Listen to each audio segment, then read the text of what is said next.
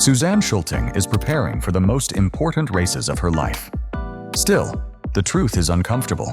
The greatest threat to her career is no longer her body or her competitors, but the way the world perceives her. The problem did not begin with an injury and will not conclude with medals.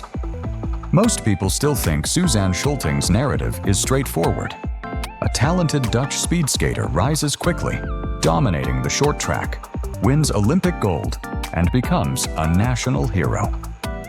That version is simple to grasp, praise, and repeat. It's also unfinished. As Suzanne Schulting built one of the most dominant careers in women's speed skating, something else grew quietly alongside it. The attention surrounding her slowly detached from lap times and results. Interest followed her off the ice more closely than it followed her races, and expectations formed that no coach, federation, or medal could ever fully control. That shift matters because the sport she competes in leaves no room for distraction. Short track speed skating is a harsh and unforgiving discipline. Races are tight, frantic, and relentless. Skaters lean at extreme angles, often just centimeters from crashing, while blades cut across the ice at full speed. A single mistake can erase an entire season. Many gifted athletes never reach the top, not because they lack speed, but because they hesitate for a fraction of a second, when hesitation is fatal. Suzanne never hesitated. She skated with purpose from her childhood in the Netherlands. She moved to the front early and remained there. She raced as if control were more important than safety. This strategy is risky, yet it wins races. Over time, it made her not only faster, but also more dominant. When she reached the Olympic level, her domination was impossible to deny. Her Olympic gold meant more than just winning a race. It altered how short track was perceived in a country that had historically prized long track skating. Suzanne Schulting suddenly became more than just successful. She was symbolic. That's when everything accelerated. The media's attention rose. Sponsorships followed. Interviews became regular. Her image began to go well beyond speed skating circles. She became one of the most well-known female speed skaters in the world, even among those who couldn't identify another competitor in her discipline. Visibility carries a cost. Initially, attention was centered on performance, her tactics, ferocity, and ability to manage unpredictable races. But gradually, the attention switched. Photos taken outside of the competition attracted more attention than race footage. Her Instagram account gained an audience interested in access rather than sports. Suzanne Schulting did not do anything remarkable. Like many modern athletes, she used social media to share aspects of her life. Training days, travel, quiet periods between competitions. She did not conceal anything, but she also did not reveal too much. The reception, however, was uneven.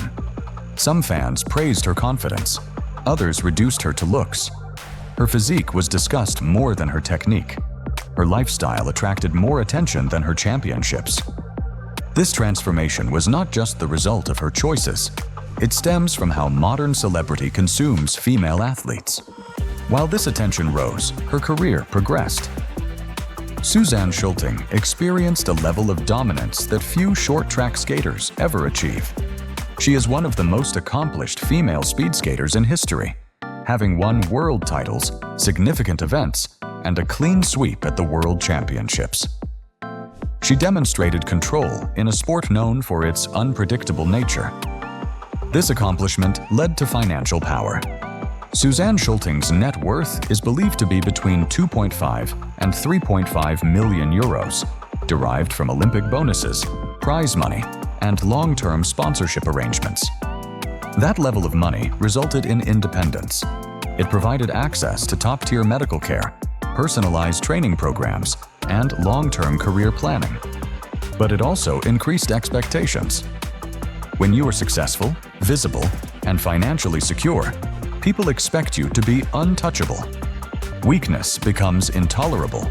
Fatigue becomes invisible. Recovery becomes something you're expected to manage quietly. Suzanne did not do this discreetly. After years of relentless competition, she expressed fatigue. Not an injury, but something more serious. Fatigue on the mental level. The kind that builds when performance and public attention never slow down. Then her body forced a pause. The ankle injury altered everything. For a short track speed skater, the ankle is the source of balance and power. Damage there affects more than speed. It has an impact on your confidence in your own movements. Confidence fades before strength does. The recovery was gradual and unpredictable. Suzanne Schulting, for the first time in years, was defined by questions rather than wins. Could she return to the same level? Should she even try? This is where many careers quietly end. Suzanne didn't finish hers. She made things complicated. During her rehabilitation, she started training more seriously in long-track speed skating. This decision startled many in the sport. A long track requires rhythm, patience, and continuous power. It is the polar opposite of the pandemonium found on short tracks. Few athletes attempt both at the elite level because the physical and mental demands are incompatible. Suzanne chose conflict. Rather than protecting her legacy, she increased the risk. She trained for both disciplines while recovering from an injury, knowing that failure in either would be viewed more harshly due to her previous accomplishment. As the Winter Olympics 2026 approaches, this decision has altered how she is perceived. She is no longer simply a champion returning from injury. She is an athlete trying to redefine what is expected of her. The public's attention remained unwavering as she entered this phase. Her Instagram account continues to rise. So did the commentary. Some people were watching for signs of weakness. Others focused on everything but skating. Throughout her rehabilitation, her visibility remained constant. It waited. Now that she has returned to major competition, each race holds several meanings. A poor outcome raises doubts. There is no longer a neutral consequence. What makes this situation uncomfortable is not the prospect of losing. Suzanne Schulting realizes she is being judged by continuously changing criteria. It is not surprising that she will win. When she struggles, it is magnified. She is distant in private. When she's visible, she's decreased. This conflict has formed the hidden core of her career. Suzanne is not simply putting her body to the test as she trains for the forthcoming races in the Winter Olympics. And this leads us back to the truth that most media ignore. The most significant risk to Suzanne Schulting's career right now is not injury. It is not a competition. The fact that her success has placed her under a limelight that does not value balance. She advanced her career by moving first, taking up space, and accepting responsibility. The difference is that medals can answer rivals.